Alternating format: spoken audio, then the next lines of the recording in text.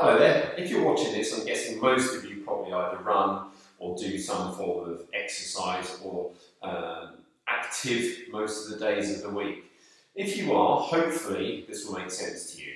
I'm guessing most of you hope to or seek to be better at what you do, whether it's performance, whether it's just being healthier, whether it's just being more able, but to progress and to get better at what you do. Certainly the guys that I train that are watching this will definitely be saying yes to those questions.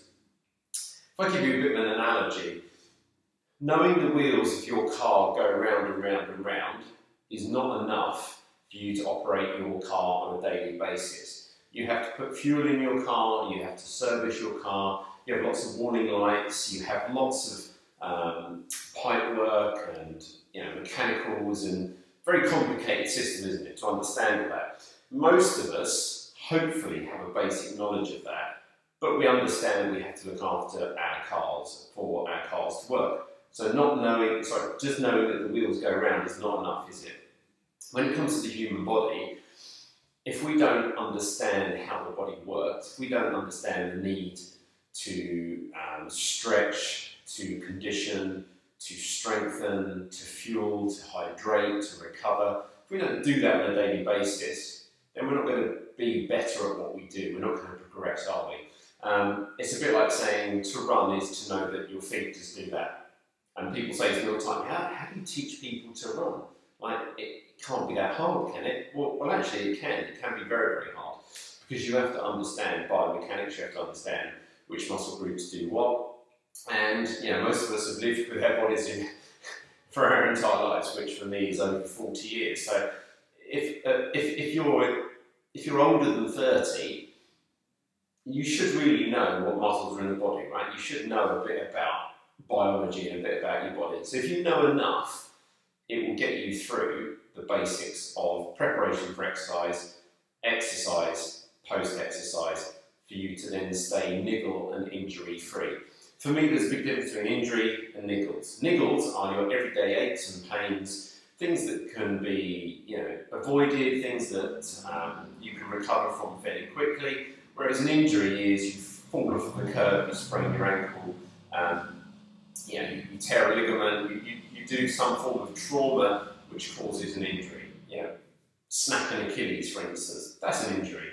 Whereas runner's knee, most people go, oh, I've got bad knees. So you haven't got bad knees, you've got bad, weak muscles around that particular joint, which stops it performing for what you desire. So the amount of people that I see get to January, they chuck on their running shoes, they head out the door, and they go and run 5 or 6 miles, and within 3 days, oh, my knees, I can't run anymore, I've got bad knees. No, you've asked your body to do too much from where you were, so you're here at the start point, and your 6 miles is way down the road, and you jumped straight to that 6 miles and tried to make that work, which isn't any good, okay? It's like trying to get in your car, not put oil in the engine or fuel in the car and try and drive 100 miles. It's not going to work, is it? So understanding the basics is key. So what are the basics? Well, let's talk about legs. When we run, what have we got? We've got 2 legs, haven't we? So we've got hip flexors, quadriceps, shins, which is your tibialis anterior muscles, which run down the outside of the shin. Don't get me wrong, there's a lot more muscles. We're going to cover the basics. Okay, so hip flexors, quads. There's 4 muscles in the quads. Why are they called quad? Because there's 4. Tib anterior. Then you've obviously got your feet. Then you come around the back. You've got your Achilles tendon, which is there. You've got soleus, which is the muscle that runs up to the head of the gastrocnemius, which you can't really see, but so that's soleus there. Okay, so you've got Achilles tendon that runs into here, soleus comes up alongside it, gastrocnemius, the 2 big heads there, hamstrings, glutes, and lower back. Okay, so you've got quite a lot of muscle movement there. Each repetition of running requires all of that to happen. So if I show you a quick biomechanical display from the waist down, so if I go leg up to run, so I'm going to go hip flexor, then I'm going to kick the leg forward, which is quad, because quad extends, when you're doing a squat you're pressing away, so you go hip flexor, quad, and then glute drives the leg down, hamstring comes round, and then you press off of the calf and rotate through, so basically you're going running, that's running. So it's like a cycling motion, isn't it? when we actually run down the road, some of you have got a very short gait, then you just tend to run like that, whereas a lot of us need to drive out. When I say to people about kicking up behind, you want that propulsion and that leg to come out, back out here. So that's how high we want to be kicking. That's down to hamstring. If you stand there with a resistance band and do this, that's hamstring, okay? If you stand there with a resistance band and do that, so I'm pressing forward, that's quadricep, okay? They're really important muscles and really important conditioning. Right, stretching. There's lots of different types of stretching. We have passive stretching, we have static stretching, we have dynamic stretching, we have ballistic stretching, we have PNF stretching. Don't get too confused with all of that. Just look out for the warning signs when you are stretching, okay? If you're new to exercise and you see the classic one, somebody in the park and they've either finished their run or they're going out for their run and they start doing this, okay? They start bouncing, thinking that if they bounce hard enough, it'll stretch their muscles. There is a possibility, of course, that you're going to snap something or you're going to pull something, okay? There's a lot of connective tissue in the body. You've got muscles, which obviously are the generators of the movement. You've got tendons and you've got ligaments, okay? Tendons hold muscle to bone, ligaments hold bone to bone, okay? So if you tear a ligament, that's quite serious because that's a thick, white, connective bit of tissue. That's going to take a long time to repair, arguably longer than bone break, okay? So be really aware of that. Tendons, again, pretty nasty to pull and tear. You usually get an insertion point, which is where the muscle begins. If that tears, you're in all sorts of problems as well. So doing ballistic stretching is not very good. Dynamic stretching, so I'm just showing you from the waist down because that's how my camera's set up. So if ballistic stretching is the bouncing, so if I'm doing that, the bouncing, a dynamic stretch is leg swings, kicking leg swing. Okay, so I'm going to stretch off hamstring, I'm kicking that forward, kicking that forward, kicking that forward, kicking that forward. That's very similar to ballistic stretching. I'm dynamically swinging my leg. If I'm cold and I'm swinging my leg, all that body weight, all that momentum, there's a possibility, again, that I'm going to tear or pull something. So don't ever ballistic or ballistic or dynamic stretch before your exercise, okay? Unless you are trained, as in physically trained, not as in qualified to, but if you're physically trained, you do it on a regular basis, you know, there's nothing stopping you, if you're new, just starting with that. Just get used to a basic movement, okay? Don't, whatever you do, start kicking your leg up here to start with, okay? There's lots and lots and lots of drills on YouTube. I could do videos all day long on types of dynamic bouncing and gait stuff and the rest of it. We don't need to focus on that. The ones I want you to focus on are passive and static. Static is you just stretching on your own. Passive is if you use a piece of equipment or another person to aid with that, okay?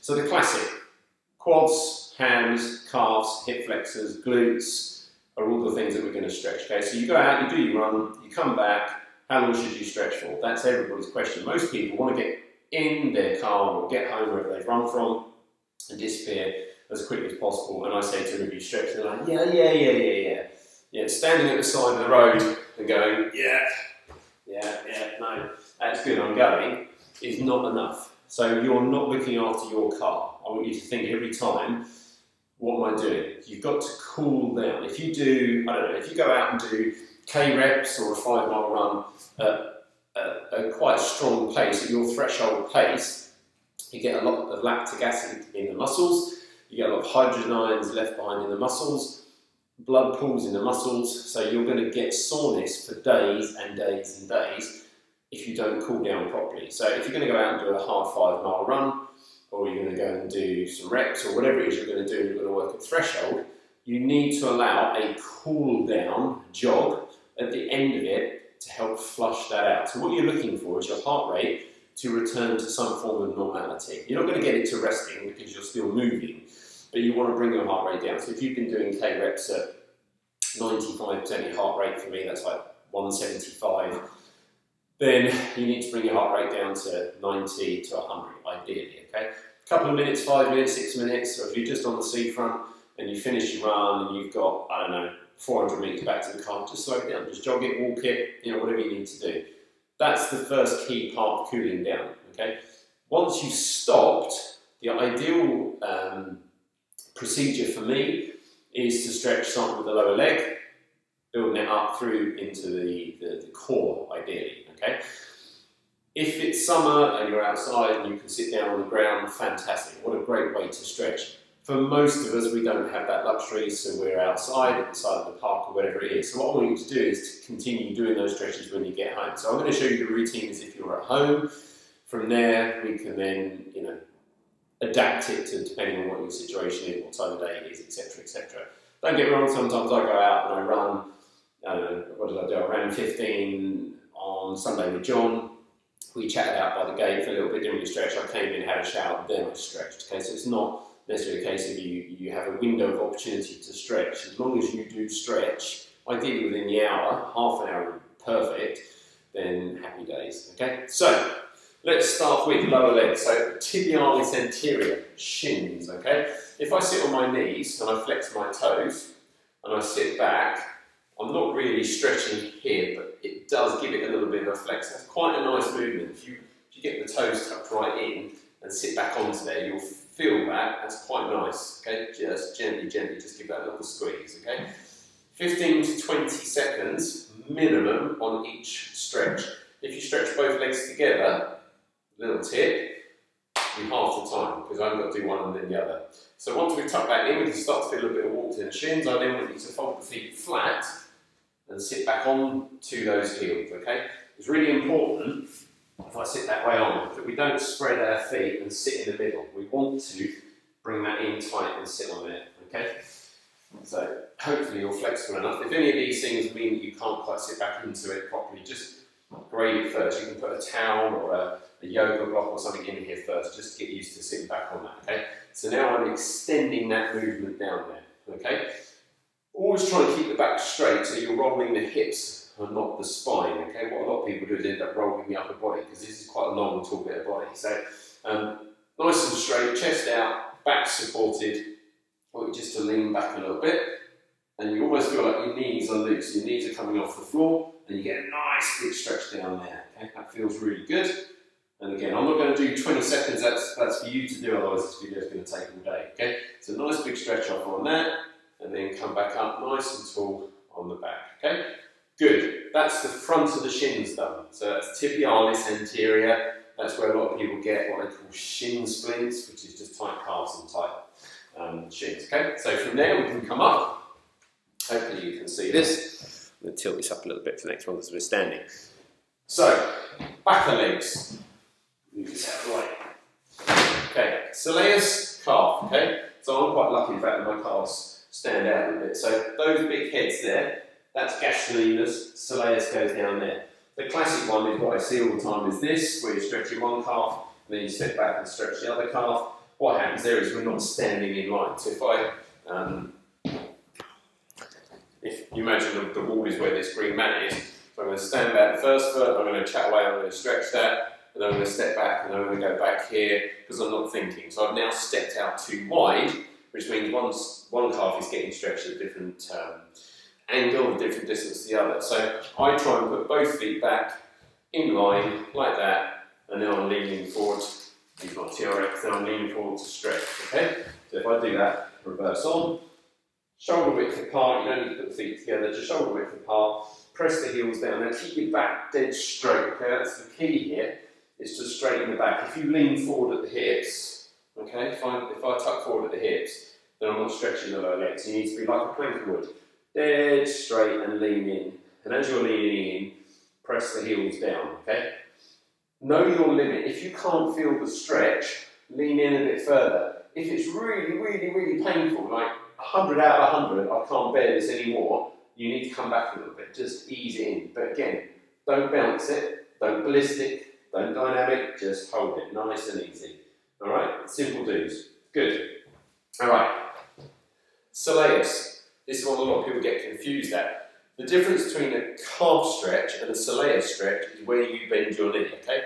Calf stretches, generally, a leg's dead straight. So again, using my TRX, that's a calf stretch, okay? If I want to go soleus stretch, if I go here like this, I want to bend the knee. So I'm going to bend into that stretch. The best thing you can do is to put a ruler or a sheet of paper against the wall, and then you're going to stand in front of the wall about 4 or 5 inches away, and you're just going to bend that knee into the wall. You can do one at a time. So I'm now leaning my knee against the wall. This leg here is free, it's doing nothing because I'm not stretching that, I'm just supporting my weight. The right leg is the one that's doing all the work here. So you can see my heel is, the shoes tilt up at the back, so it looks like I'm doing that, but the heel is nice and pressed into the floor, and I'm sinking down into it. So if I turn the side on, it's that way around, isn't it? The camera's over. I'm doing that basically. So this one's out of the way, and then the wall is where my toe is, and I'm pressing into the wall, okay? That's the difference between a calf stretch and a soleil stretch. This leg does nothing, you're basically doing that, okay? If I was doing a calf stretch, it'd be a straight leg. So from there to there is a very different stretch, okay? 15, 20 seconds, both calves together, you're half in the time, okay? So we've now done soleus, calf, tib anterior. Lower leg done. There are lots of ankle movements, mobility movements across that joint. Don't worry too much about that, okay? Hamstring. Everyone knows hamstrings, pretty straightforward. Shoulder width apart, so don't stand like that, don't stand out here like this. Shoulder width apart, nice and easy. Hands on the front, we're going to come down, and we're going to stretch down. So what happens here is you stretch hamstrings, glute and lower back. If you can feel it all in lower back and not in hamstrings, it's because your lower back is weaker and your hamstrings aren't firing, so you need to think about hamstrings. If I go side on, so you can see the ankle here. So feet, shoulder width apart, and I'm coming down here with a straight back. I'm not collapsed over and hurting my lower back. If I straighten my back and I rotate through my hips, then I'm getting a stretch down the hamstrings, which is a much better way of doing this, okay? Just a bit square on. I'm coming down. And obviously you can see there's a roll in the back, so keep the back straight and come down. When I challenge people to touch their toes, what generally happens is that's now not your hamstrings. You can see my knees are bending now because my legs are tight. I've done it all from the upper body. So keep the legs straight and stretch down. Okay, that's quite a nice one. The alternative to that, the one that you can do if you're at home and you have a bit more control, is a floor-based one. And this is where you can go single leg if you choose to, but again, 2 legs are fine. So tilting forward, look at that, that's much harder, having to throw my shoulders forward. So if I go dead straight and then just lean to there, I'm getting a massive stretch without having to reach my toes. I can touch my toes, but I would argue that that's my shoulders and my head coming forward, and it's not necessarily stretching my hamstring. Your objective becomes touching your toes rather than stretching your hamstrings. So you need to think about hamstrings. So dead straight back, hands across there, tilt forward. Oh yeah, that's hamstring. I can feel that all day long. I don't need to touch my toes. I don't know why there's such an emphasis on people touching their toes, okay? To help with that, if you want to do that and stretch calves at the same time, take the towel, which you would have had, hook it over the feet, pull the feet towards you, straighten the back. You're now pulling calves, hamstrings, and pulling all that in together. Okay, it works quite nicely, okay? It's a good stretch. If I go to this position and I put my toes in together, let's come back a little bit so you can see. Okay, so I'm now dropping my hips out. I can cup the toes, put them in nice and tight, hold the toes, and I can either just let these drop or I can use my elbows and squeeze them apart. This is working down inner thigh, adductors, okay? Abductors open up, adductors bring them in, so abducting your legs is quite nice. And again, straighten the back and go side on. And again, if you're in a muddy field, you're not going to want to do this. You can do it at home, or you can just suck it up and deal with it. So back straight, pull the toes in as tight as possible, and hold, and then push those knees apart. That feels quite burny for me. I'm not perfect. I do a lot of miles at the moment, so probably a little bit tight, but that's good. Okay, feel that? There's a classic one of doing legs out here and coming forward, but we're getting complicated. I don't want to spend loads of time doing it. So that's hamstrings. So glutes. How do we stretch glutes? There are so many ways to stretch glutes. An obvious one is that leg over, so right over left.